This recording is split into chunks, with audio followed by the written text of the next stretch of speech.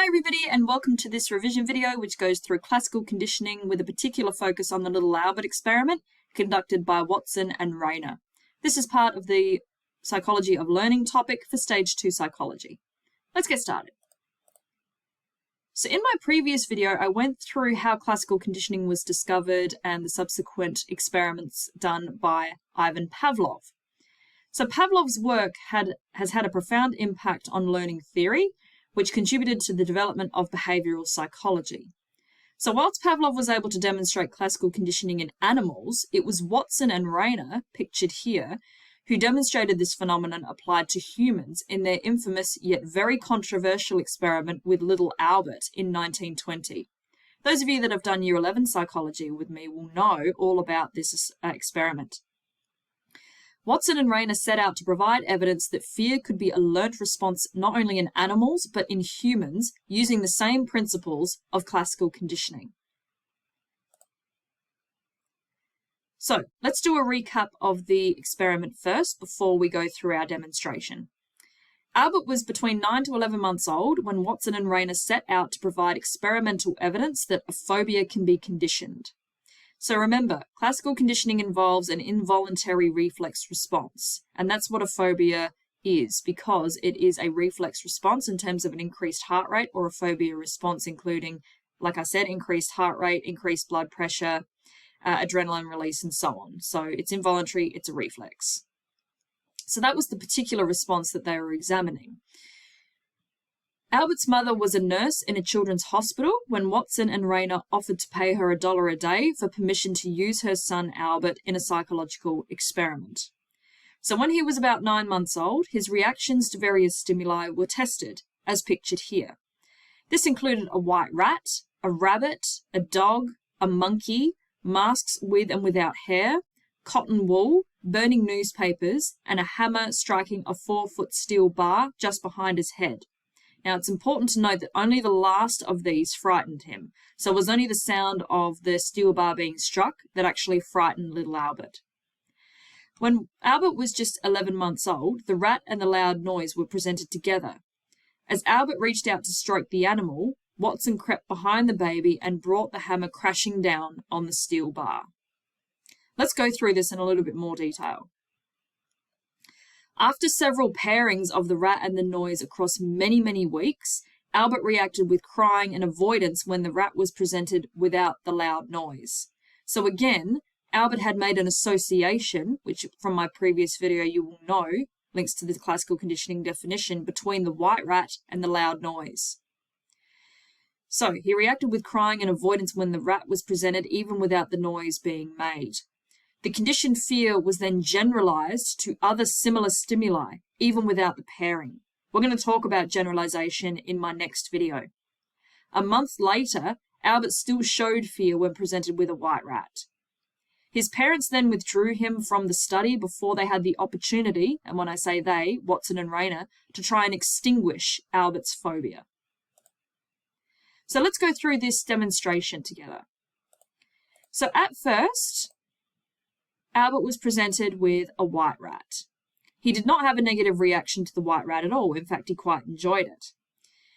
This gained a neutral response, or no fear response, from Albert. So the white rat, again, starts out as a neutral stimulus. So a neutral stimulus does not evoke a reflex response at all. As Watson and Rayner determined, little Albert was afraid of loud, unexpected noises. And they did this in the form of striking a steel bar with a hammer, which makes a very unpleasant sound. Albert reacted to this with fear and crying. So this reflex response is obviously the unconditioned or unlearned response. It's a natural reflex. And what's going to naturally cause that in young children are loud, unexpected noises. So striking the steel bar and the hammer, or the loud noise, starts out as the unconditioned stimulus, which causes the reflex or unconditioned response of crying or fear. No learning's actually happened yet. So then Watson and Rayner used the same principles of Ivan Pavlov's experiment and applied it to Albert. So they would present little Albert with the white rat and then immediately make the loud, unpleasant noise behind his head. Now, the very first time this was done, Albert would have been crying obviously to the sound, not the rat. So at this point in the experiment, the unconditioned response is still crying in fear, and it's being caused by, still, the unconditioned stimulus of the loud noise. But again, Watson and Rayner were very persistent. They repeatedly paired the white rat with the loud noise. So in other words, they presented little Albert with the white rat and then immediately made the unpleasant loud noise behind his head over and over and over again for several weeks. So at this point of the experiment includes the repetition of pairing the unconditioned stimulus, which at this point is the loud noise, with the neutral stimulus of the white rat. Now, inevitably, little Albert was conditioned, or in other words, he had learnt to fear the white rat. So he had made the association that that white rat meant something bad was going to happen. So the conditioned response is still crying in fear, however, the stimulus has changed.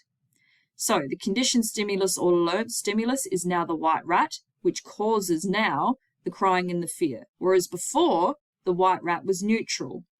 So that's how we determine classical conditioning. So learning a new reflex response or conditioned response caused by something that normally wouldn't naturally cause it. So through associating the white rat and the loud noise together, Watson and Rayner were successful in conditioning a phobia into little Albert of white rats, even without striking the steel bar. Let's do another recap. The white rat started out as a neutral stimulus. The loud noise was an unconditioned stimulus. When Albert started crying upon hearing the unpleasant noise, it was an unconditioned response, so no learning has actually occurred, as demonstrated here. So he would see the neutral stimulus of the white rat, showed no fear, again, quite enjoyed it. However, when the loud noise was made by striking a steel bar with a hammer, it caused the natural reflex response or unconditioned response of fear. What's going to naturally cause that is the unconditioned stimulus. So then Watson and Rayner repeatedly paired the unpleasant sound with the sight of the white rat until Albert was eventually conditioned to cry or be fearful upon seeing the white rat. So the white rat now becomes the conditioned stimulus, and Albert crying to the sight of the white rat is now a conditioned response. A behavior has been learnt, and Watson and Rayner were able to prove that behavior modification is not only possible in animals, as Pavlov proved, but also possible in humans through classical conditioning, as demonstrated here. So again, repeatedly paired the neutral stimulus of the white rat with the unconditioned stimulus of the noise, obviously unconditioned response of fear, until eventually little Albert had associated, or he had learnt, he was conditioned, that that white rat meant something bad was going to happen. So this then becomes the conditioned stimulus and obviously the conditioned response of fear. So in my next video, I'm going to go through different variables which impact the effectiveness of classical conditioning, and later on we'll also talk about the ethics regarding these two experiments. But I hope you found this video useful, and as always, if you've got any questions, let me know.